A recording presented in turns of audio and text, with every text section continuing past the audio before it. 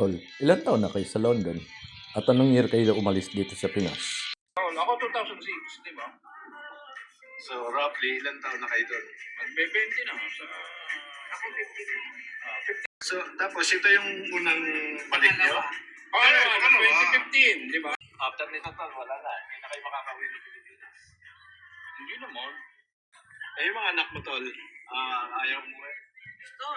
Gusto, kaya lang next year, kaya lang yung hindi...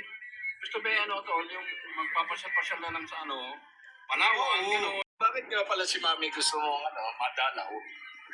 Yun yung... Di ba na pa gusto kong magkita kami ng mami. Parang mami ko na yun eh. Sabo, dala nyo pa. Kaya mga anak. Ako? Mga anak. Talaga lang, malak ka.